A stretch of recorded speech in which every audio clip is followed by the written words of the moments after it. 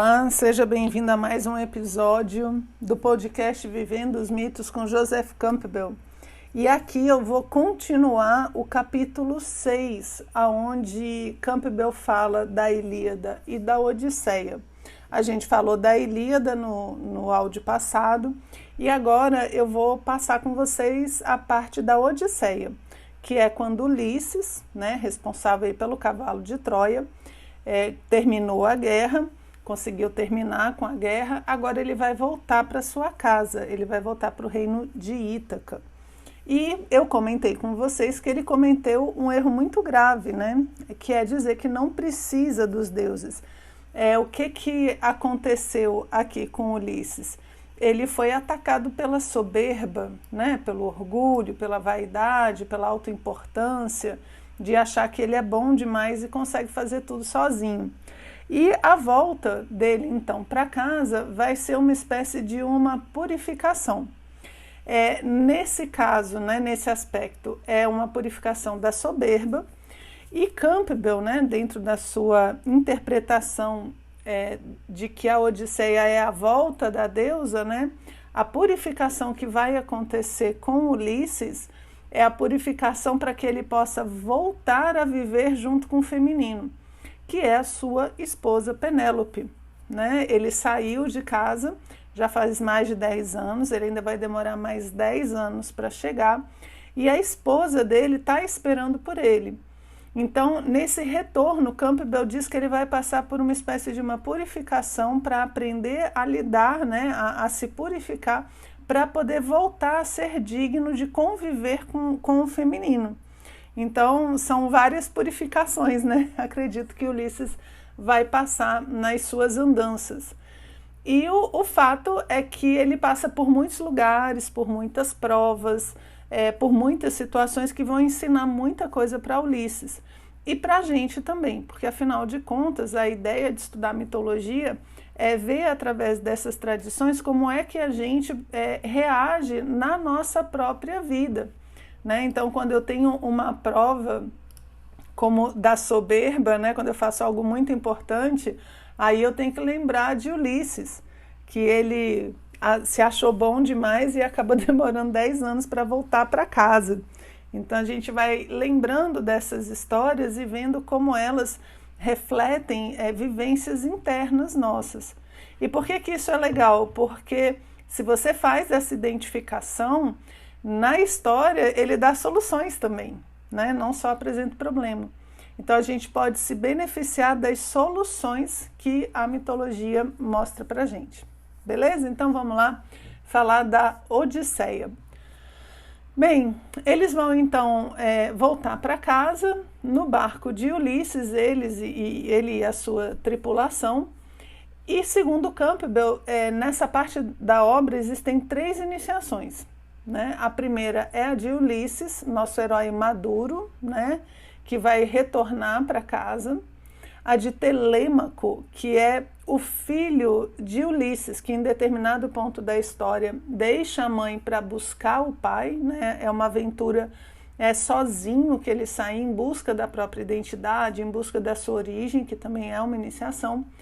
E a de Penélope, que é a iniciação feminina, onde ela tem que ter resistência e fidelidade por conta de todas as tentações e pressões que ela está vivendo para atrair a memória de Ulisses, a quem ela sim jura de pé junto que está vivo ainda.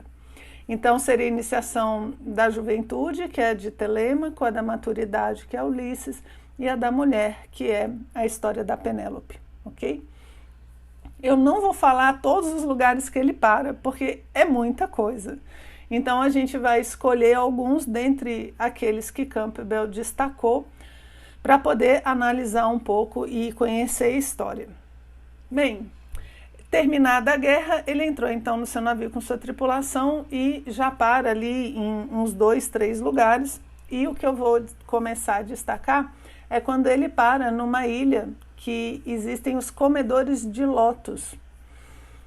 Esse lótus que existe nessa ilha, que as pessoas comem, é uma espécie de um alucinógeno. E eu nunca tinha entendido muito bem, essa parte. E Campbell coloca que essa referência é como se fosse assim, depois que ele come o lótus ali dentro dessa ilha, ele passa agora para a parte mítica, ele sai das provas de força, né? As provas que ele estava passando ali durante toda a Guerra de Troia, e agora ele parte para provas míticas, ele vai encontrar seres da natureza, ele vai encontrar os mortos, então ele entra em outra dimensão de tempo e espaço para poder viver as suas aventuras, certo? E isso é representado justamente pelos comedores de lótus, que é essa ilha aí onde a gente vai começar a nossa história. Logo em seguida, assim que ele passa dessa ilha, ele vai cair na ilha dos Cíclopes. Essa parte da história aqui, ela tem muitas pinturas, né? E o Cíclope, esse homem enorme, né? Esse gigante com um olho só na testa, é uma figura bem conhecida aí de várias pessoas, né? Ele vai para uma ilha, então, onde tem os Cíclopes todos, e eles entram, quando eles descem, porque qual é a ideia? Sempre que eles param numa ilha, porque eles precisam se abastecer, né? Eles procuram por água, eles procuram por alimentos, por alguém que possa receber eles para descansar durante um tempo. Então, por isso eles vão parando de lugar em lugar. E aí eles descem, vão procurar um lugar, e eles vão entrar numa caverna, onde tem lá as ovelhas, tem queijo, tem comida e tal, e eles ficam lá esperando, achando que é um pastor. E quando o pastor chega Polifemo. Polifemo é justamente esse cíclope, que Campbell vai chamar do guardião do limiar.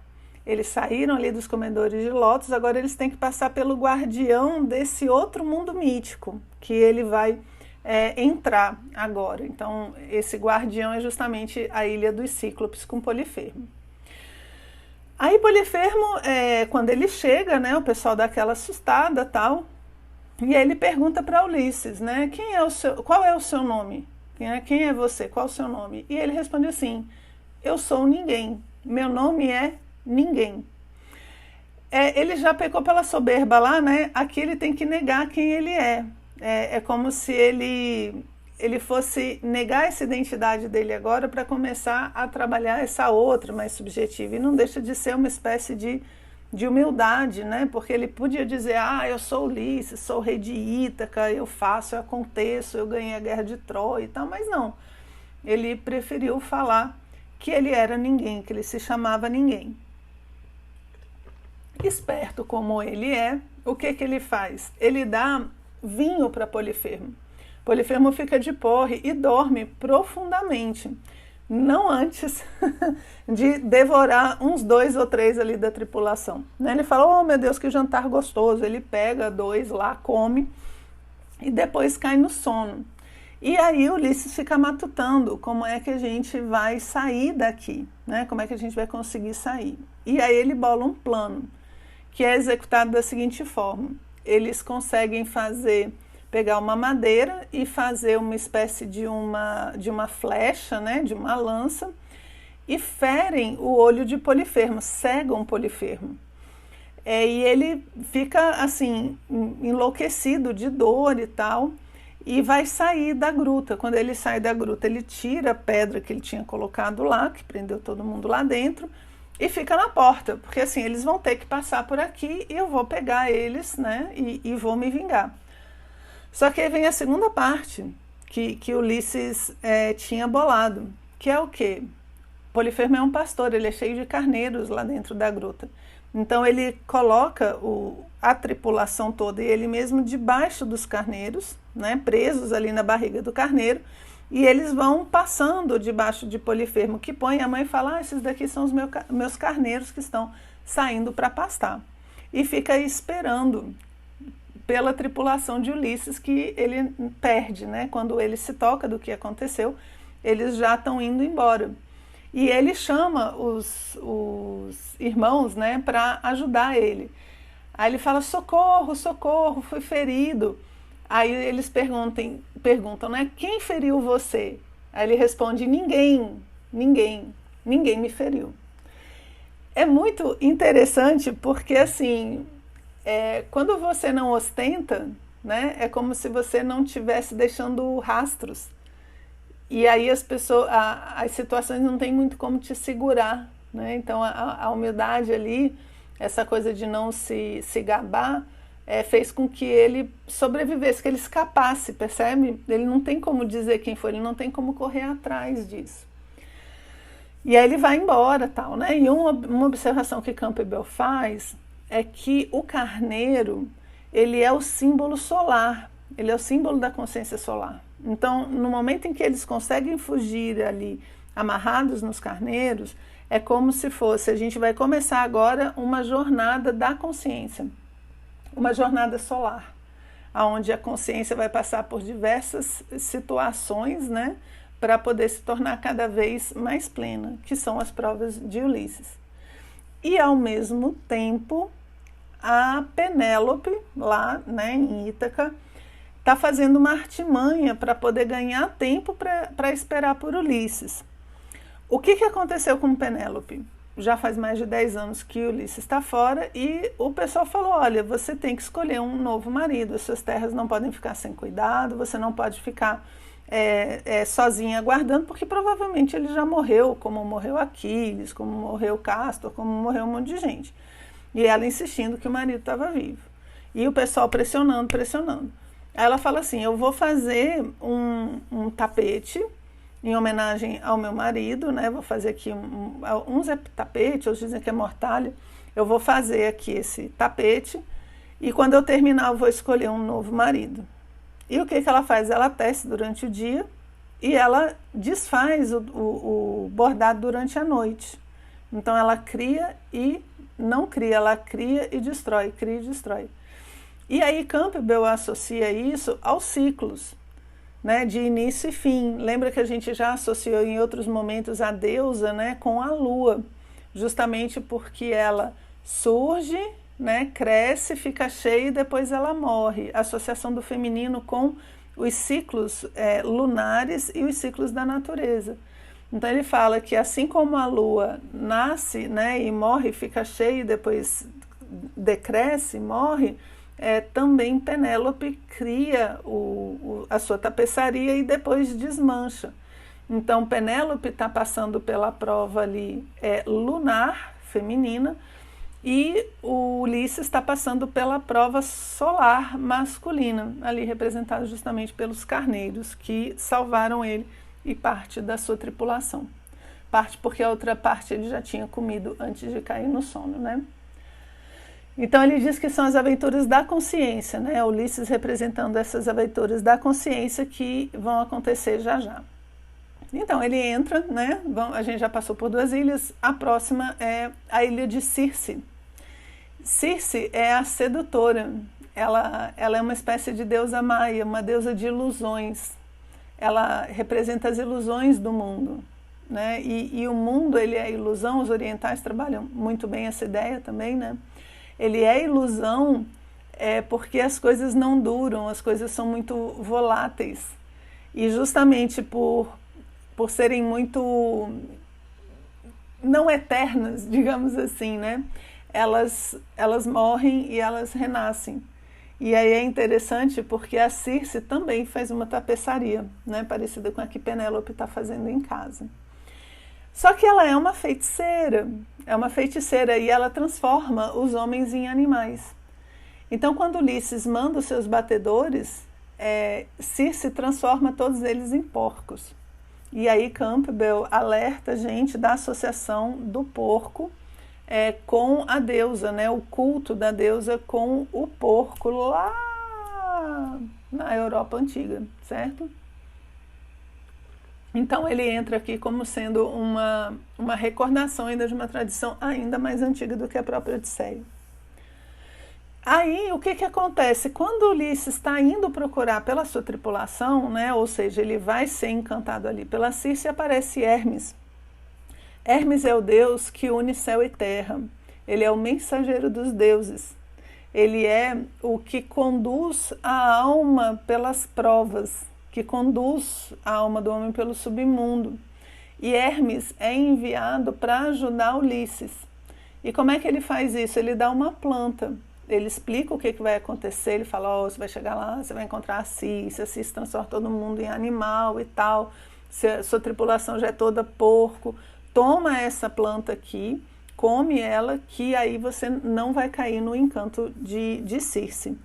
E acontece dessa forma de fato, né? Os deuses dão uma ajudadinha aí para Ulisses, e quando ele enfrenta Circe, os dois estão de igual para igual. Ele não consegue vencer Circe, né? E Circe também não consegue vencer ele. Então, ele encontra o feminino, né? Representação aí da deusa, do outro lado, olhando ali de igual para igual. O que já é um aumento, né, da figura da deusa, da figura do feminino dentro da história. Circe vai fazer, então, algumas travessias, vai levar Ulisses para algumas provas, e uma delas é a descida aos infernos, onde estão todos os ancestrais. E a gente sabe que o inferno, dentro das tradições, ele representa aquele encontro com as coisas desconhecidas ou com aquelas coisas que você precisa aprender, que você precisa trazer à consciência. E Circe leva então Ulisses para o inferno e ele vai encontrar Tiresias, ele vai encontrar a mãe, que ele não sabia que tinha morrido, e vai ter todo esse contato, né, com coisas misteriosas para ele ainda. Depois que ele sai dos infernos com Circe, ela fala que vai levar ele para a ilha do seu pai, que é o Deus Sol. Eu sou a filha do Sol, vou levar você para a ilha do meu pai, que ele vai te ajudar e tal, aquela coisa toda. Lembra que Circe é feiticeira, ela sempre tá meio que tentando seduzir Ulisses. Então, para chegar lá, ele vai ter que passar por diversos desafios, e um deles é o canto da sereia. É uma parte belíssima da história, tem muitas pinturas falando sobre essa parte, que é justamente quando Ulisses vai passar por uma região e ele sabe que as sereias, elas cantam de uma forma que o homem perde a consciência e acaba sendo seduzido e morto, né? Ele se joga nas águas e ele morre. A sereia, gente, diferente da sereia da Disney, né, que a gente tem associada à água, a sereia, dentro da tradição grega, ela é uma ave, né?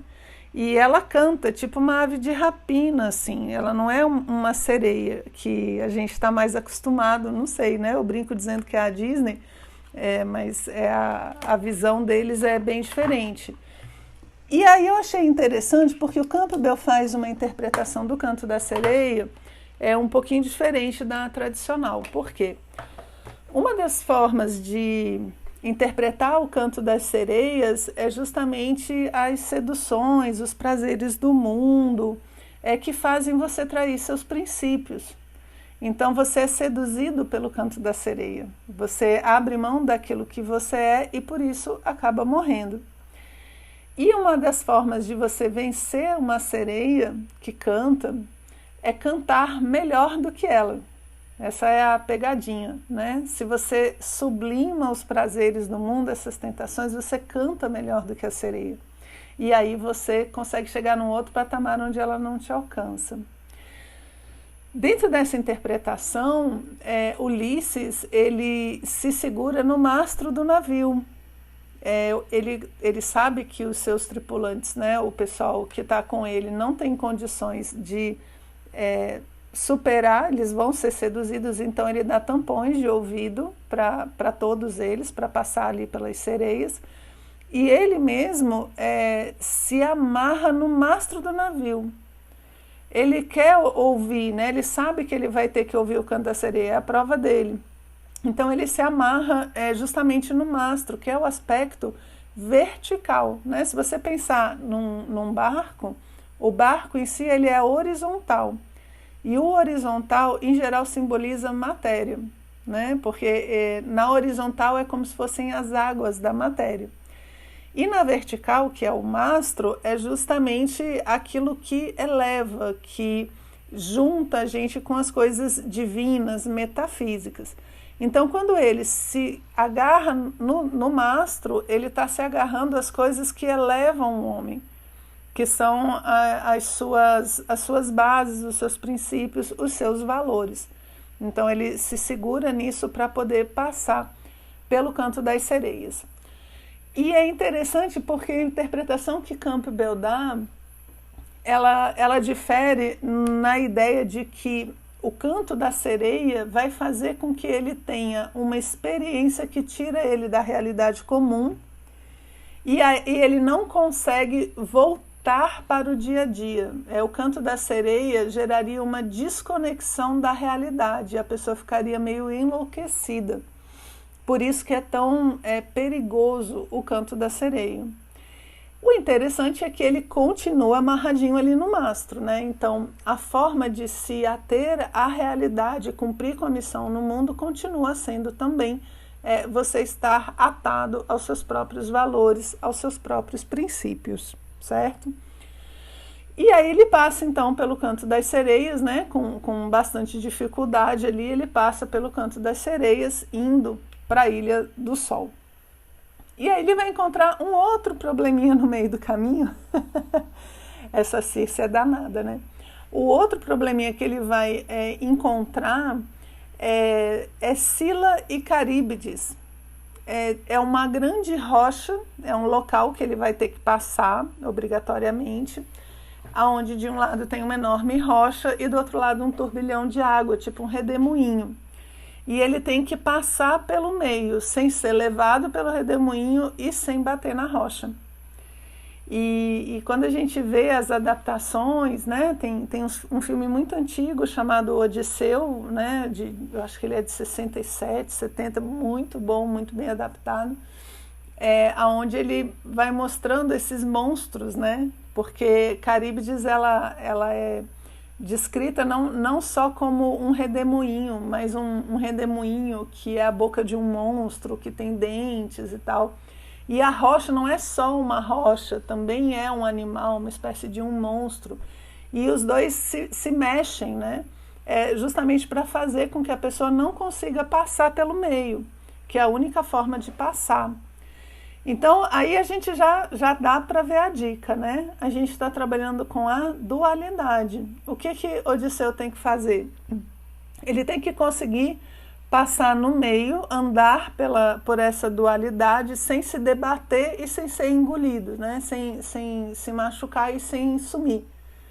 Então, essas forças que vão puxando, essas forças de destruição, você tem que aprender a andar entre elas. Isso é interessante, isso é um ensinamento muito importante.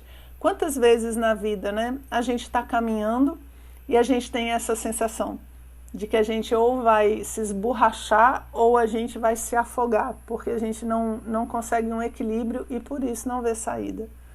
Então essa é a experiência de Ulisses, né? É possível passar por esses dois monstros e sair vivo do outro lado, ok? Então, para saber se você se sentir assim, tem esperança.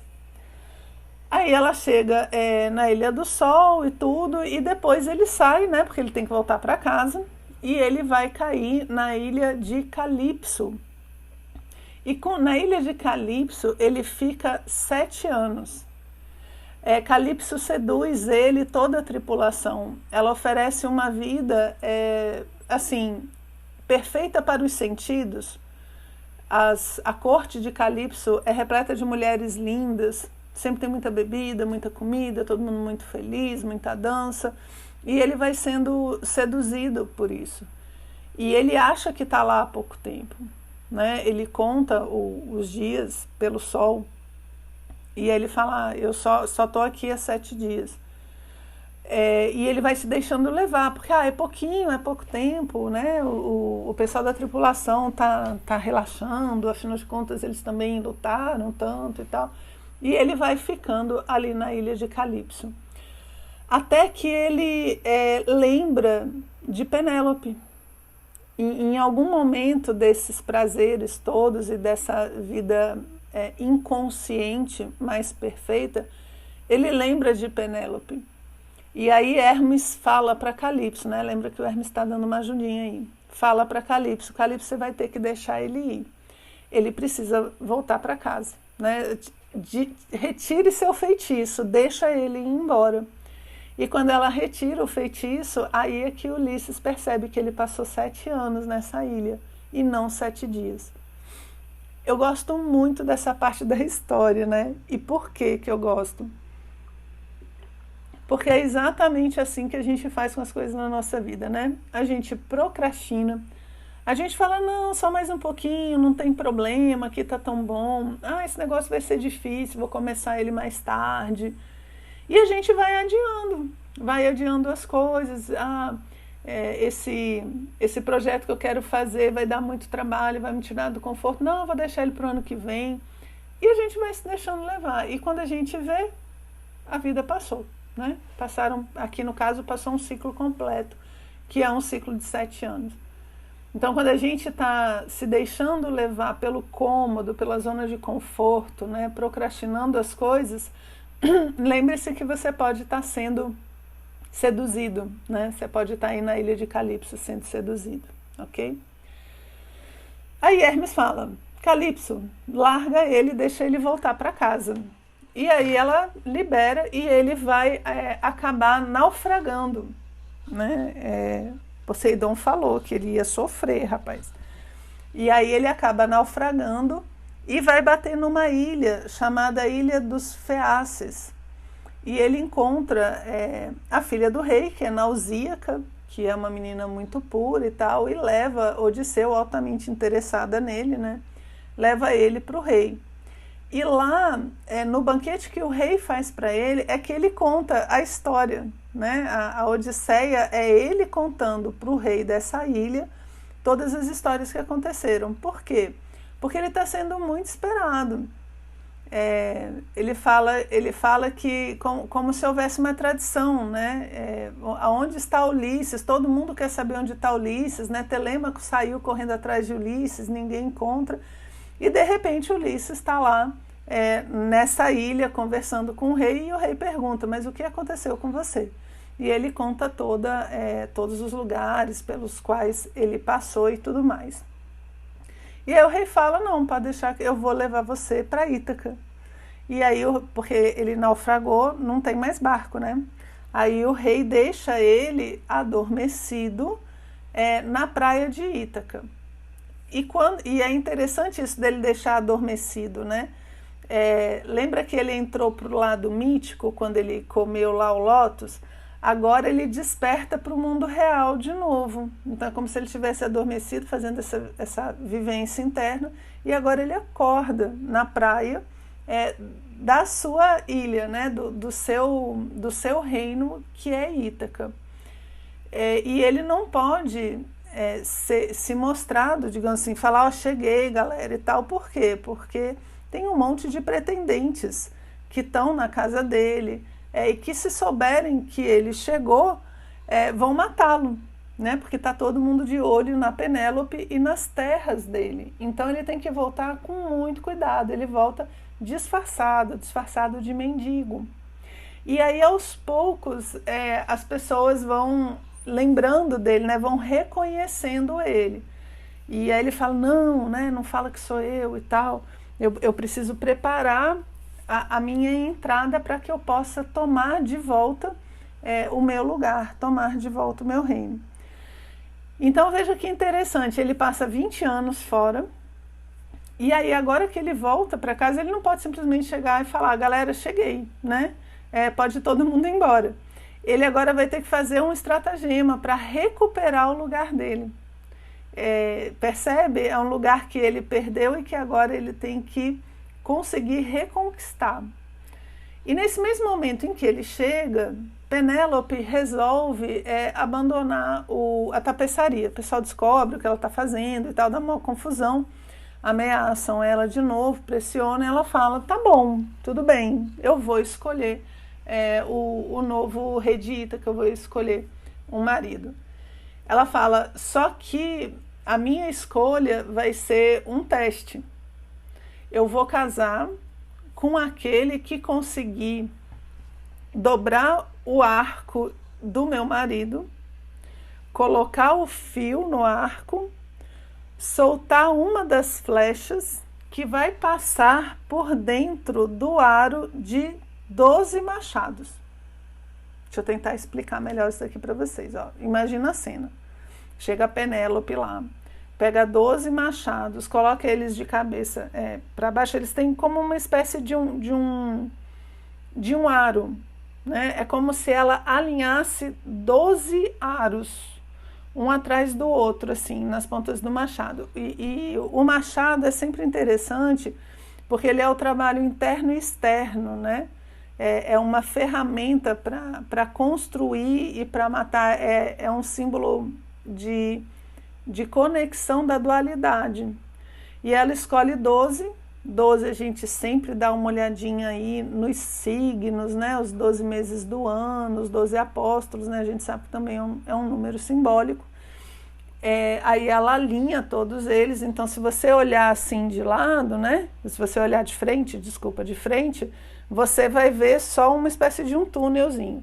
E aí você tem que soltar a flecha para passar por esses 12 aros. E essa flecha tem que sair do arco de Ulisses. Então é como quem diz assim, você tem que ter a altura, você tem que ter a habilidade que Ulisses também tinha para poder ser rei de Ítaca. Só que o arco de Ulisses, ele só se dobra ao dono. E o que é esse se dobrar? É porque se você já mexeu com arco, né, de arco e flecha, você tem que dar uma puxadinha, assim, uma baixada para colocar a corda. Então, justamente para ela ficar tensa, né, e poder soltar a flecha. Essa descidinha do arco, no caso do arco de Ulisses, ele só obedecia a Ulisses. Então todo mundo tenta, ninguém consegue. Aí chega Ulisses disfarçado de mendigo ali, né? E fala, não, eu quero tentar também. E aí ele puxa o arco, consegue colocar, né? Solta a flecha, passa pela prova. E aí todos veem, agora sim, todos veem, conseguem perceber que ele é Ulisses. E aí ele vai tirando mais flechas e vai matando todos os pretendentes. Quando ele consegue matar todos os pretendentes que estão ali, ele então se reúne de novo com a sua esposa, e agora masculino e feminino, Ulisses e Penélope, estão juntos novamente e vão estabelecer a harmonia do reino de Ítaca. Campbell faz uma observação interessante, que ele fala que quando ele chega e consegue passar a flecha, é como se ele fosse o sol. Lembra que a gente associou o sol e o carneiro? Então é como se ele estivesse fechando o ciclo solar. Ele está fechando o ciclo de um ano, por isso seriam 12 machados, né? Então ele fecha o ciclo de um ano, e no caso 10 aqui, né? E agora ele consegue chegar na sua plenitude. Então é como se a consciência tivesse chegado no seu ápice, e agora ele pode se unir ao feminino, que é quando ele se une a Penélope, né? Ele agora se purificou, ele passou por Nausíaca, ele passou por Circe, por Calipso, por várias entidades femininas que foram abrindo diversas facetas, digamos assim, da deusa para ele. E aí agora então ele pode retornar e ficar com Penélope e reestabelecer a paz e a ordem, a justiça na ilha de Ítaca, certo? E ele fala assim que os outros, os pretendentes são mortos. Eu achei interessante, ele fala, porque todas as estrelas se apagam quando o sol chega, né? Por isso que a gente só vê estrelinhas à noite. Aí quando o sol chega, as estrelas se apagam. Então Ulisses é o sol que chegou, os pretendentes todos foram apagados, devidamente apagados.